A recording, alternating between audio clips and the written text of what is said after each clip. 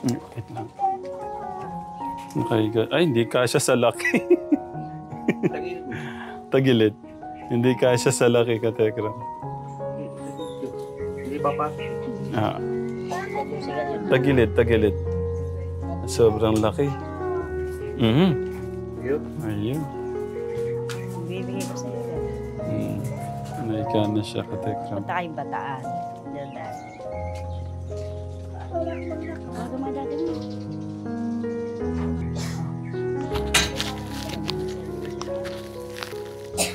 Namiss ko si ate. Ate, namiss kita. Kasi sinasaktan mo ako pag pumapasok yan eh.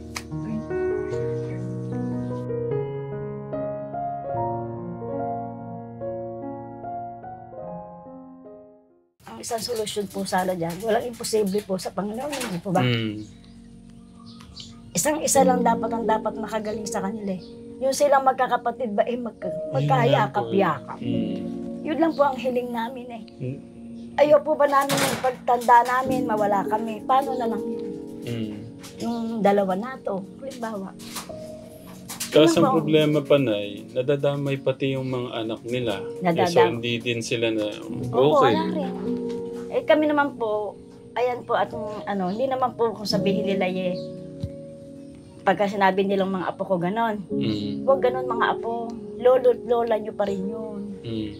Basta kahit na kayo'y ginaganon, igalang nyo pa rin. Dahil yung paggalang habang panahon mong dadalhin yun. Respeto kasi ang dapat na sa kanila, tatay parang nakikita niya parang hindi sila di ba sanang mahirap tamang pagpapalaki. Yun po dapat sa kung magulang. maganda ang ginawa mo, maganda rin ang kapalit. Kung pangit ang ginawa mo, pangit din ang kapalit. Ayun na nga po ang sabi ko. Sabi nga ng mister ko minsan, Diyos ko, ika niya, paano ba ito abay? Paano kung makamatayan ko naman na yung mga kapatid ko? Dahil sabi ko, kung hindi ko kunin ng ibang kapatid mo, paano gagawin namin? E di aalagaan namin mag-iina. Sabagay, tayo kasi hindi naman natin mababago yung isang tao. Sigad ng pwedeng, ipagdasal na lang natin. Pero ako, nakaka-proud din po kayo kasi yung hindi nyo pagsuko sa kanila. Hindi ko po kahit na po araw, kahit na hindi ko po sila sinuka kahit na kung nakita nyo naman po, hanggang dumating kayo dito at dito pa rin sila. Pero yung yun nga, talagang kailangang maglaan ng oras, magsakripisyo. Kung alin po ang mas maglaan ng isang araw na pwede silang dalhin po sa Yun nga po sinasabi ko sa mister ko. Paano kaya ako ito? Sabi ko, may bumibili naman ako ng gamot nila yung pagpapasa doktor talaga hindi mo nakakayanin kasi nga pagkain nila, gamot ko pa. Sabi niya, gamot na ito. Pero po yung isa talaga, ayaw po talagang inalagay po namin sa loob ng saging. Kung kumain po siya, hindi po ba pinipiraso niya gano'n? Nakikita namin, nakakalat lang po yung gamot. Kaya sinasama po namin sa gatas. Nung nanawa po sa gatas, wala na. Ayaw na po nilang inumin. Kailan po niyo planong Hindi ko po alam pa po kasi mister ko, pero hanggang tanghali lang daw po sila Katatawag-tawag nga lang po ng bago kayo dumating kung inapaayos po kasi sa amin. Hingi ho tayo ng tulong sa ambulance. Kung naman yung panggastos na kaya ko naman Yung panggastos, pangkain, panggas. Doon wala ho kayong doon. Wala ho kayong babayaran doon. Kailangan lang ho silang dalhin doon, i-check, igawa ng case study, tapos DSWD, punta tayo sa malasakit. Yun lang po. Yun, kada every 3 months nadadala na lang sila doon, binibigyan ng gamot. Gano'n ka busy ngayon si tatay? Hindi naman po parang masyado siyang busy.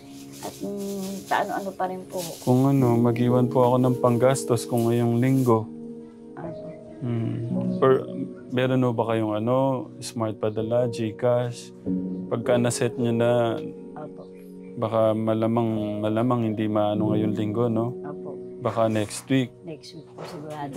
I-send ko na lang sa inyo yung ano nyo, panggastos nyo, Nay. Opo, yan. Gcash po din sa tindahan, pero wala pa kami Gcash sa mga cellphone eh. Oo. Tindahan po. Wait lang. Nakahiga. Ay, hindi kasya sa laki.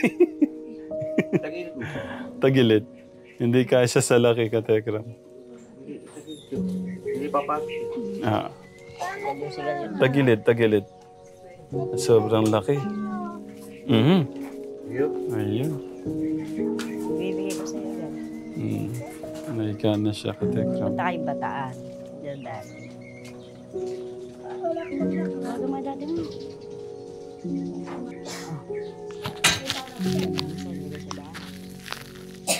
Namiss ko si ate. Ate, namiss kita. Kasi sinasaktan mo ako pag pumapasok dyan eh.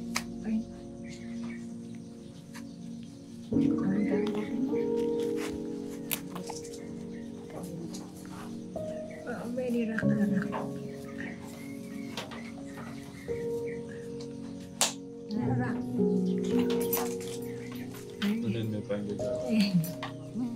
Hindi naman kapatid ito, nakakapasok ako. Naglinis kami dalawa, siya naglinis. Tsaka siya naligo. Ay, isa talaga na. Hindi ko naman alam kung ano oras. Dapat pa rin pauwi na dami.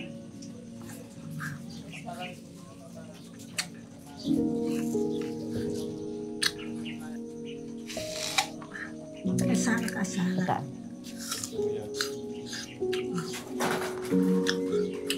Sasaka.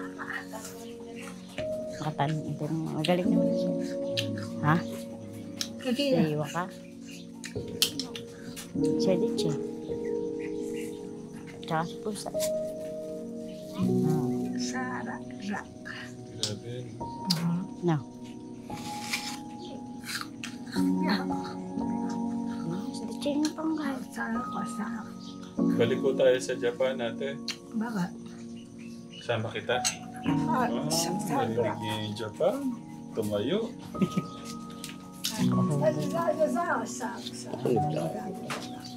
Hindi pa kaya dyan. Kuya Gus, bigay mo yung number kay ate. Para pagka na-set na, padala ko yung panggastos. Apo, pag ano na lang po, pag Ano nasa lang po, lang po. extra effort. Sabihin ko po. Sacrifice ko talaga. Alam ko, naintindihan ko po yung sitwasyon ng buhay nung husband po niyo, ni tatay, tsaka kayo. Talagang mahirap, pero malay nyo, sila yung makatulong balang araw sa inyo. Oo nga po eh. Pero nang pangarap na nga lang po namin mag-asawa, kahit na tumanda na kami, yung bang gumaling lang sila, yung para maatsikaso ulit sarili nila. Wala ka dito sa mundo na Opo, tapos yung para pakahirap nung hinaghihingalo ka, ay iisip mo, iiwanan mo kung sinong tatanggap uli. Kung sino po ang tatanggap uli sa kanilang kapatid. ang hirap po kasi na, alam mo, saan sila pag-alagala? Opo, kaysa naman po pag-alagala sila. Eh, yun nga po sinasabi ng mister ko, baka pag dating ng panahon, magpag-alagala lang, kawawa lang. Eh, sabi naman po ng mga anak ko, po, hanggang nabubuhay din kami, mami, hanggang hindi kinukuha lang kapatid nyo yan na sa kabila nga po. Diyan lang sila, pero pagka kinuha, wala na kami karapatang pigilin kasi kapatid din po nila yun eh. Yun naman po ang inaano namin. Kumusta po pala si nanay? Eh, hindi pa rin namin po namin buhat po nung pinaglapit nyo sila hindi naman na po nakakalapit. Hindi po nakakalapit yung mister ko. Nag-uulyanin na po. Magandang hapon. Magandang tanghali po. Magandang tanghali, Nay. Ginawa ko. Ninabutan na rin ng pagdumi.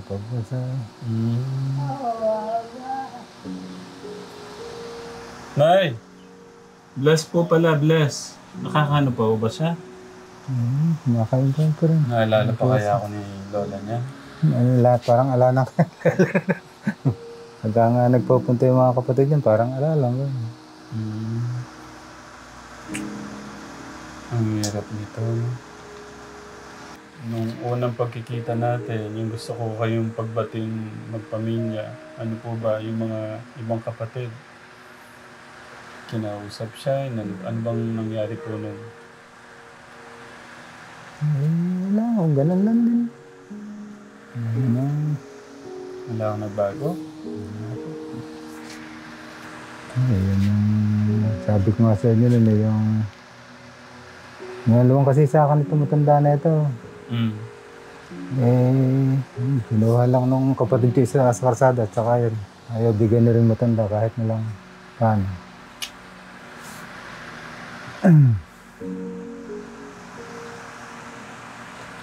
Hinamon ako ng hati-hati raw. Yung kahati naman na rin, hindi rin nila ibinigay.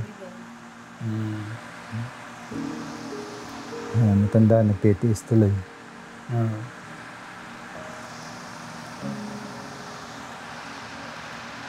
Baka kailangan nung dalhin sa hospital, ma-injectionan po naman. Ayaw naman po sa hospital. Sabi ko, dadalhin ko na sa hospital. Ayaw daw na sa hospital. Baka daw ko ano na isaksak. Siyempre, dapat di naman siya yung masusunod. Ikaw dapat ang masunod. Ang hirap naman. Ang hirap magsalita. Nagtiis po ring matanda. Ang inapektuhan yung matanda. Dahil doon sa sabi niyong pagkamkam nung... Ang pabuhayan niya. Sigurado po ba yan? Totoo po ba yan? Opo. Andun sa... Kasi hindi daw. Paano hindi po? Sa kanila sila nga po nagpapaani ng bukid namin doon. Ay, naku. Tanong po niyo sa Dini. Pati nga po yung kaparte nito. Usapan naman, hati-hati. Kaparte nito, hindi rin nila ibinigay. Ako lang daw ang makikinabang. Pati itong matanda nga, yun, tinikis nila. La! Parang ko na rin. Wala na talaga. Parang wala nang kon. Parang hindi na niya kanya ito. Parang, kumbaga nga, naghihintay na lang ng panag. Parang sobrang sakit nito. Sobrang sakit sa isang magulang na mawawala ka dito sa mundo, yung mga anak mo, hindi sila walang ano. Dala nga po nung kasakimandang kasi. Gusto nga nila, masakin lahat yung kabuhayan nito. Pati nga itong matanda. Tinitikis din eh. Kaya mo, alam nilang ito hindi na makakapaghabol. Man, alam nila hindi na makapaghabol. Alam nila makuntang-kuntang din. Anong gagawin natin? Sa kabilang panig naman. Paano lang po, siguro. Kung ano nala, kahinat nangyari siguro. Ano yung nararamdaman nyo ngayon? Ayun gaya niya, sabi nyo, naghihintay na lang ng oras ni Lola. Ano yung nararamdaman po nyo? Siyempre, naiisip-isip ko rin kung halimbawa ko, hindi lang ganun yung mga kapatid. Hindi naman naabutin ng magulang namin yung ganyang nagtitiis. Stress po siya, parang sinasabi niyo, parang masyado nung dinamdam. Ito ay kapet-pet niya matanda. Nagtitiis nila yung... Hindi kan sila marunong tumanaw ng magulang at marunong silang maawa sa magulang nila.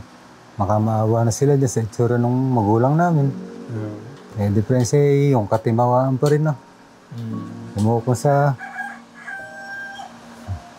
Namamatay na lang rin matanda. Kayo po, anong nararamdaman nyo? Sabi nga po nyo, naghihintay na lang ang oras ni Lola. Tapos, may mga ganyan pa kayong mga kapatid. May mga away pa kayong ganyan. Hindi kayo okay. Kasi sa isang magulang, parang ang sakit nun eh. Yung mawawala ka na may away, hindi kayo masayang magkakapatid. Magulo. Ano po yung nararamdaman nyo doon? Hindi masaya. Pero kung kayo sana, ano pong gusto nyo mangyari, Nay? Ano yung gusto nyo mangyari bago nga mawala si Nanay? Gusto kong mayari makuha ko yung para mabuhay naman ako yung kabuhayan ko, yung para sa Kaparte akin. niya ka siguro. Kaparte. May kinuha nga niya, pati kaparte. Ayaw, bigay sa kanya.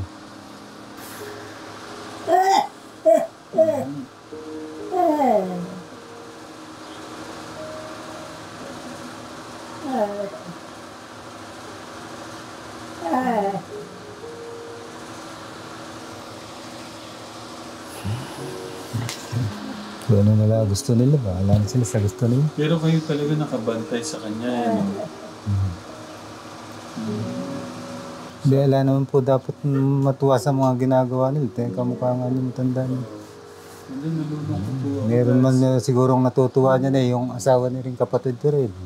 Nakukuha nila yung kabuhayan nito. Yung pinagpagawa ng bahay yung kanyang biyanan. Ano, hindi mo ka naman siguradong ko. Hindi, nakakalungkot lang po yung dahil sa ganyang yaman, sa maliit na lupa. Kasi pagka namatay tayo, wala naman mo tayong madadala. Gaya ni Lola, pagka kinuha siya ni God. Kamukha nga niya. Ano naman yung... Kahit hindi pa nakukuha ni God, kandyan pa siya, hindi na niya makuha rin yung lupa, hindi na rin niya madala. Pero kung ako sa inyo, Tay, kung kayo man yung nadihado, o nakuha, kinuha man yung party nyo, pagka wala naman tayo dito sa mundo, hindi naman din natin yung madadala, kaya kalimutan nyo na siguro yung galit. Kung meron man kayong kinikim-kim na galit dyan. Kasi kung habang buhay nyo pong kikim-kimin yung galit, yung yung sama ng loob, mapapagod po yung puso nyo. Baka makolapso yan. Siguro na Yun ako, hindi naman nagagalit. Kahit na gano'n na nga, hindi naman ako nagagalit. Kaya nga lang, tama na, hanggang doon na lang. Ayoko na. Ayun o. Kaya ito kausapin. Ayoko na. Yes, mas maganda pa yan. Tingnan nyo, ang ganda sa... Pero hindi ko kayo dinitiktanan. Pero masasabi ko lang sa inyo, pagka kayo yung lumapit, nagpakumbaba kayo, ang ganda mo ng mararamdaman niyo. Magpakumbaba ka man doon, may sa demonyo yun. Kung alam sa demonyo yun, matitiis ba niya magulang niya ng ganyan? Pero hindi ko din naman ako kayo nasisi. Kasi wala po ako sa kasi hindi ko alam yung mga nangyari sa buhay niyo. Pero ang mapapayo ko lang, ang sino nagpapakababa nga po ay siyang binihlas at itinataas ng ating Diyos. Hindi naman ako nagmamakataas eh. At ang pinukong ko nga lang, tama na. Ayoko na. Naintindihan ako tayo. Pagpupray ko na lang ako si nanay. Tapos kung ano po, bilan niyo siya ng yung prutas. Tsaka yung gatas na I'm sure makakatulong yun na bilan niyo siya ng bilan niyo siya ng Ensure. Bilan niyo ng Ensure na at saka yung prutas na. Makakatulong mo yun, lalakas mo yun. Magkakaroon ng magkakaroon ng sigla yung mukha niya. Pero thank you ako tayo sa hindi niyo pagsuko. Nay, hindi niyo pagsuko sa nanay niyo, no? Salamat po. Hanggat nabubuhay po siya, paramdam niyo lang yung pagmamahal niyo. La! Sabi ko bilan ho kayong gatas at saka prutas. Ayun po, nagbigay po ako ng pera, no? Bibilang po kayong gatas at saka prutas. Welcome po. I love you, La. Umiyak siya. Huwag na kayong iyak, La. Ba't to kayo naiyak?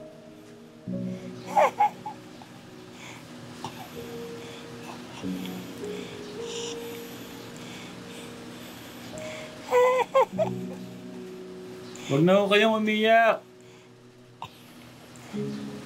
Aalis na po ako, no?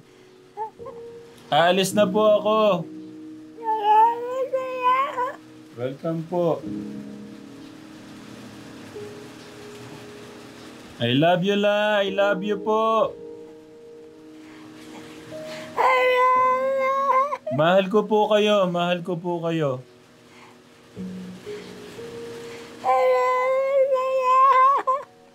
Welcome po, welcome po. Yung pangpunas po niyo ng luha.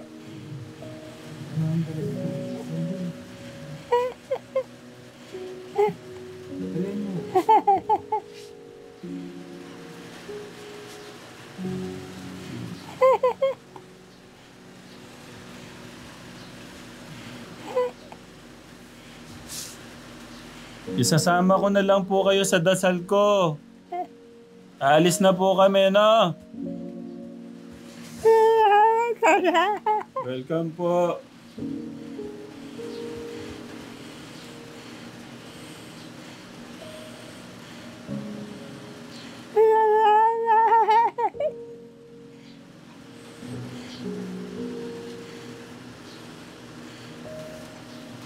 Sige po. La, alis na po kami, na. I love you, La. Alis na po kami. Baka umiyak pa siya. Opo, welcome po. Tay. Alis na po kami. Kunin ko lang po yung mic. La, alis na kami, ha.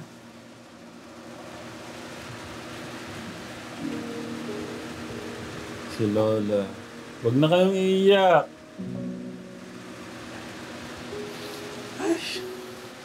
Bye, La. No, welcome po.